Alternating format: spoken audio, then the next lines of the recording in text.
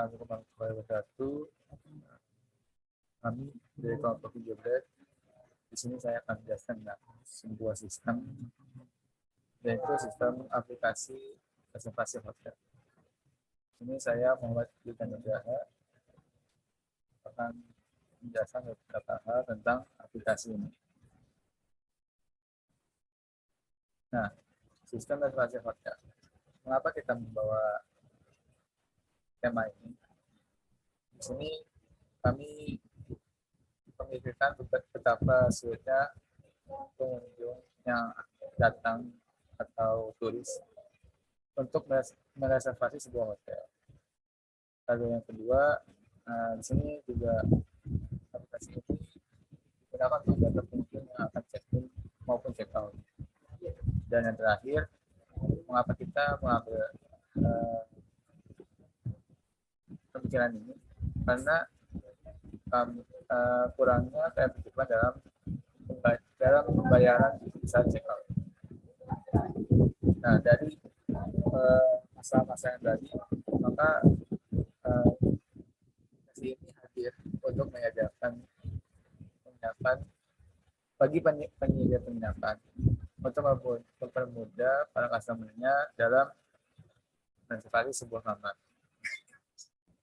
Nah, di sini kita menyediakan beberapa fitur, yaitu fitur check-in, di mana nanti bisa dilihat pada codingannya ketika kita memilih menu check-in akan muncul data-data yang diminta oleh aplikasi. Lalu check-out, yaitu nanti setelah kita ingin meninggalkan penginapan, maka akan diteruskan ke pembayaran akhir. Lalu yang keluar ini ketika kita ingin membatalkan transaksi atau maupun check-in. Lalu untuk coding dan vouchernya akan dijelaskan oleh teman saya. Oke, terima kasih Wildan. Sebelumnya perkenalkan, nama saya Naufal Aiman Madani dengan NPM 1906299862. Nah, pada kesempatan kali ini saya akan melanjutkan bahasan mengenai codingan kami ya. Nah, saya akan menjelaskan mengenai flowchart dan juga codingan secara side by side kayak gitu. Oke. Nah, jadi pertama perlu diketahui nih bahwa di codingan kita ini kita memiliki 3 function. Satu function main, yang kedua adalah function void check-in, dan yang ketiga adalah function void check-out seperti itu. Nah, selanjutnya perlu diketahui juga nih bahwa kita di awal-awal melakukan deklarasi di global. Deklarasi yang pertama adalah type def struct. Nah, di type def struct ini berguna untuk nantinya membedakan antara dua jenis kamar yang kita punya, yaitu standar dan deluxe kayak gitu. Bisa dilihat ya di input, ini ada standar dan juga ada deluxe kayak gitu. Nah, selanjutnya kita juga mendeklarasikan beberapa char dan juga integer. Nah, kenapa sih kita deklarasinya di global gitu ya, bukan di lokal? Nah, jadi alasannya adalah kita ingin menggunakan variabel-variabel ini baik di main dan juga di function-function lainnya. Jadi untuk memudahkan kita menaruh semua variabelnya kita deklarasikan di global kayak gitu. Oke, selanjutnya yang pertama kita masuk ke function main. Nah, pertama-tama di function main ini kita mendeklarasikan nilai conv sama dengan 1. Nah, jadi conv ini apa? Jadi conv ini adalah untuk menentukan apakah loop yang ada di function main ini tuh berjalan atau enggak. Kalau kita lihat ya, jadi function main itu isinya loop do while. Nah, dan apabila conv itu sama dengan 1, loopnya akan berlanjut lagi, sedangkan apabila conv-nya itu tidak bernilai 1, loopnya selesai, program selesai, seperti itu. Nah, oke, pertama-tama user akan dihadapkan dengan namanya menu hotel. Nah, di menu hotel ini ada 3 pilihan. Yang pertama check-in, kedua check-out, dan yang ketiga keluar. Oke. Nah, jika user memilih 1, yaitu check-in, maka user akan dibawa ke void check-in. Jika user memilih 2, user akan dibawa ke void check-out, dan apabila user memilih 3, maka nilai conv yang tadi 1 akan berubah jadi 0. Nah, jika 0 itu kan nanti pada akhirnya loop 2-nya akan selesai dan program selesai. Oke. Nah, dan apabila user tidak memasukkan 1, 2, atau 3, maka akan terprint invalid dan nantinya akan mengulang lagi 2 seperti itu. Nah, bisa kita lihat ya, ini case 1, case 2, case 3. Switch break dan akan dicek lagi apakah nilai conv masih sama dengan 1 atau enggak. Jika tidak, program terselesaikan, dan apabila iya, maka balik lagi 2 seperti itu. Oke. Nah, misalnya user memilih 1, void check-in. Oke. Nah, user akan dibawa ke ini nih, menu check-in. Nah, di menu check-in ini user bisa memilih 2 kamar, memilih 1 dari 2 kamar, maaf. Yang pertama ada standar, yang kedua ada deluxe. Oke, jika user memilih salah satu di antara keduanya, maka user akan diminta untuk memasukkan formulir, form gitu ya, form standar dan form deluxe kayak gitu. Nah, isi formnya ada apa aja? Ada nama awal, nama akhir, jenis kelamin, tanggal check-in, bulan check-in, dan juga jumlah tamu. Nah, yang membedakan dari keduanya adalah lokasi penyimpanannya. Kalau misalnya yang standar di standar, dan kalau deluxe di deluxe gitu. Nah, jika user nggak memasukkan 1 atau 2, maka akan terprint maaf, tidak ada jenis kamar lain, karena di hotel kita cuma ada 2 jenis kamar kan, kayak gitu. Nah, apapun yang user pilih, nanti akan user akan ter-return ke function main. Yang membedakan adalah apabila user memilih 1 dan 2, hal-hal yang user isi di form itu akan tersimpan secara otomatis kayak gitu. Sedangkan kalau misalnya yang lain tidak kayak gitu. Nah, oke, user kembali ke main. Oke. Sudah check-in, selanjutnya adalah check-out card kayak gitu. Nah, user memilih check-out. Ini 2, check-out. Nah, di check-out ini user akan diminta pertama-tama untuk mengisi identitas. Nah, tadi di check-in sudah diminta untuk isi identitas, sekarang di check-out juga diminta untuk isi identitas. Gunanya adalah untuk mengetahui apakah yang check-in dan check-out ini sama atau enggak, intinya kayak gitu. Nah, di mana apabila namanya berbeda, maka nanti akan program function selesai dan user akan dikembalikan ke function main lagi untuk check-in atau check-out dengan nama yang sebenarnya, kayak gitu. Nah, oke. Pertama, user diminta untuk mengisi nama awal dan nama akhir lagi. Selanjutnya, user juga akan diminta untuk memilih 1 dari 3 metode pembayaran. Yang pertama cash, 2 transfer bank, dan yang ketiga debit. Nah, untuk bedanya apa dan efeknya apa nanti di resipnya, nanti ada resip gitu. Itu nanti akan dijelaskan oleh Malvin. Oke, nah jika user tidak memilih 1, 2, atau 3, ya lebih dari 3 atau kurang dari 1, maka user akan kembali lagi ke menu checkout kayak gitu. Nah, selanjutnya, nah ini yang saya bilang tadi nih, ada namanya buat ngecek validasi nama kayak gitu. Nama di check-in sama di nama check-out sama atau enggak kayak gitu. Nah, di mana jika nama di check-in dan check-out tidak sama, akan terprint ini nih. Maaf, terprint nama tidak sama. Silakan kembali ke menu utama kayak gitu. Nah, dan pada akhirnya akan dibawa ke return. Nah, ini return dan dibawa ke function main lagi kayak tadi. Nah, oke. Misalnya kita ingin check-in di standar, oke? Yang tadi kamarnya maksimum 2 orang. Oke.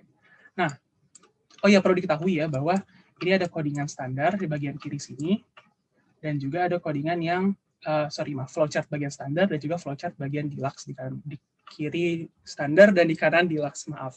Nah, sebenarnya ini identik ya, yang membedakan adalah tadi harga daripada standar dan deluxe berbeda. Jika harga dari standar itu 300.000, harga dari deluxe adalah 500.000. Dan juga kapasitasnya berbeda. Jika deluxe itu muat untuk 4 orang, sedangkan standar untuk 2 orang. Nah, ini akan berpengaruh ke harga akhir dan juga nilai charge-nya gitu. Oke, misalnya user memilih kamar standar. Oke, nah selanjutnya user akan diminta mengisi tanggal keluar, tanggal check out, di mana itu nanti akan berpengaruh ke ya harga akhir kan kayak gitu. Nah, selanjutnya di bagian sini, nah pas banget di bagian sini nih, ini adalah komputasi daripada program untuk mengetahui apakah user itu seorang laki-laki, perempuan, atau misalnya non-binary atau tidak ingin mengatakannya seperti itu. Nah, di mana tadi di check-in kan user diminta untuk mengisi gender L, P, atau strip kayak gitu. Nah, jika user memilih L, maka nanti di receive akan terprint Mr. Jika user memilih P, nanti akan di receive akan terprint Mrs. atau Miss.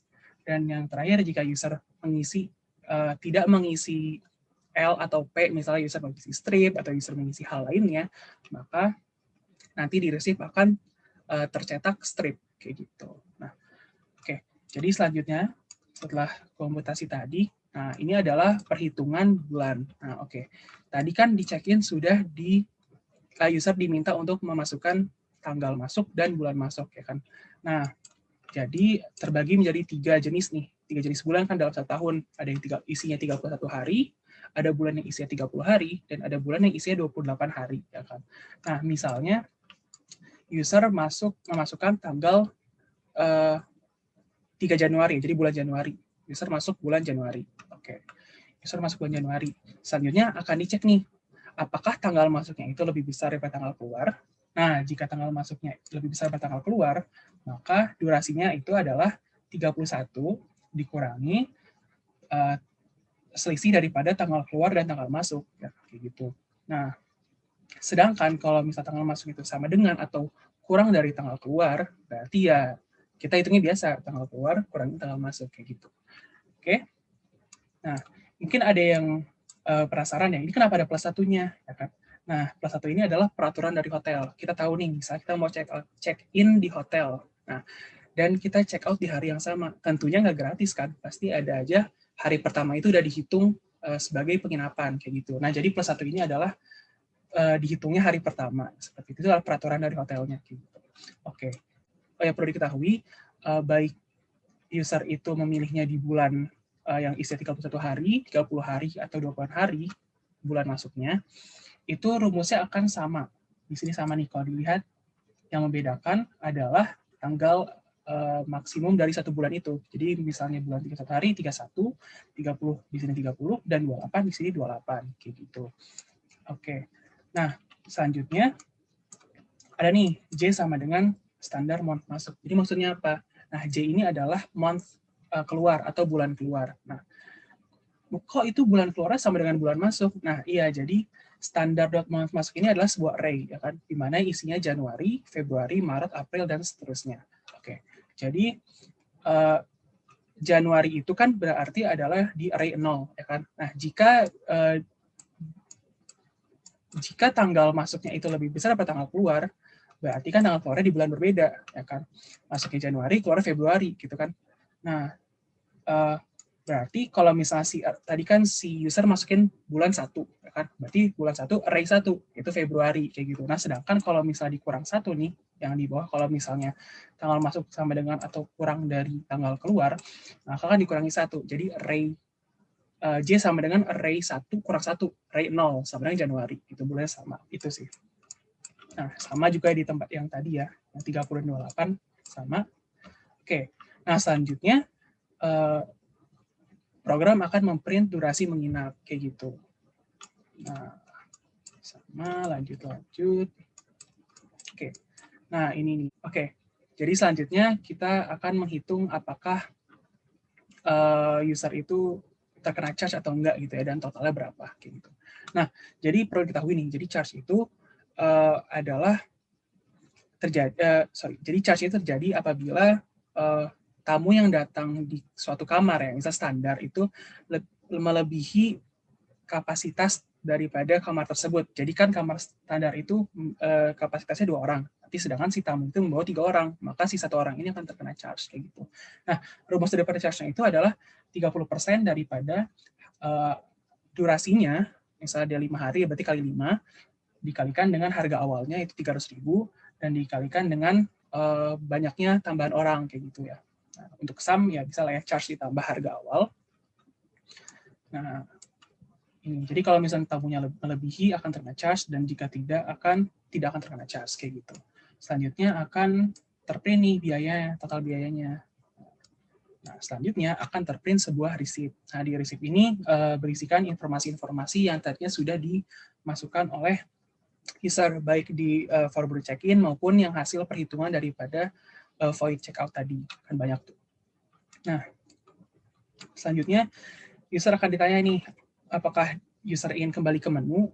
Nah, jawabannya yes atau no, Y atau N. Nah, apabila user menjawab N, nah maka program akan berakhir. Kayak gitu. Sedangkan apabila user menjawab Y, atau misalnya user typo dan menjawab hal lain selain Y atau N, maka akan dibawa ke menu utama tadi. Nah, return ke function main di menu utama tadi, seperti itu.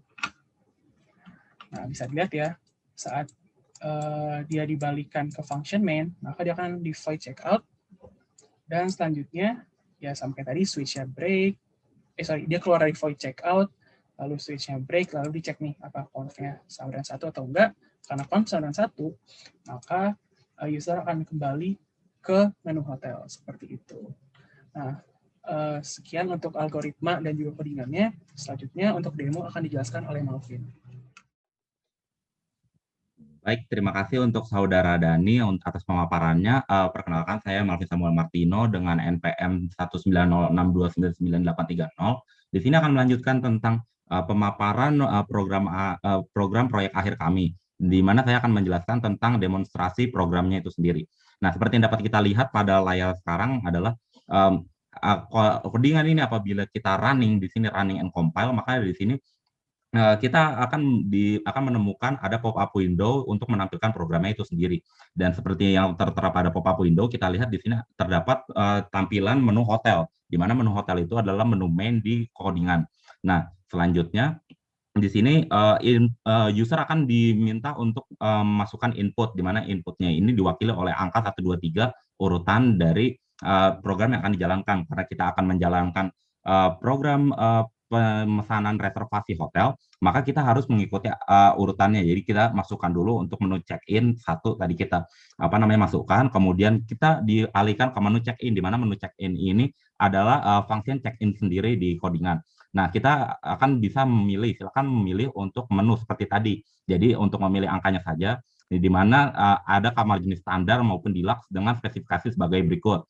Nah, kita pilih contohnya itu ada standar pertama, lalu kita diminta untuk memasukkan nama sebagai identitas kita. Nanti ini akan divalidasi pada form check-out-nya.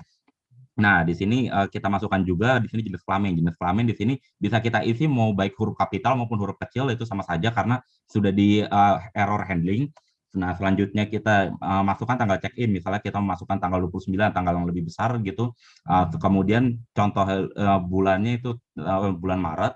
Kemudian jumlah tamunya karena kita tadi menggunakan standar, jadi kita coba untuk memakai yang melebihi kapasitas. Standar itu tadi kapasitasnya 2, berarti kita coba jumlah tamunya adalah 3 untuk mengecek apakah dia terkena charge atau tidak. Nah, jadi karena kita sudah selesai di menu check-in, maka kita akan dikembalikan ke menu hotel atau menu main.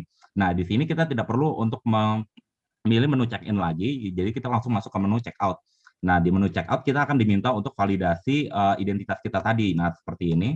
Nah, dilanjutkan dengan metode pembayaran akan digunakan seperti apa? Bisa cash, transfer bank, maupun debit. Bedanya kalau cash itu dia tidak untuk mengeprint nomor pembayaran, sedangkan untuk transfer bank dan juga debit dia akan mengeprint nomor pembayaran.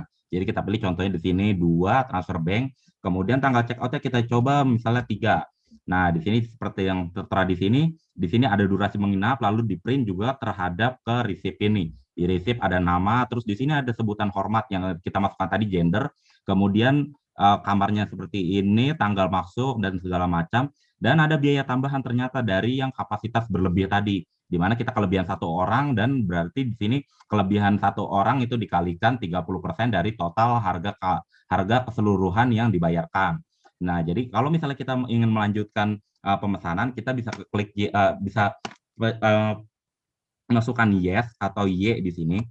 Nah, kita masuk kembali nanti ke menu hotel. Nah, kita masuk lagi, kita masuk ke menu check-in. Menu check-in kita pilih misalnya sekarang untuk menu deluxe. Nah, sekarang namanya misalnya ganti jadi Dani.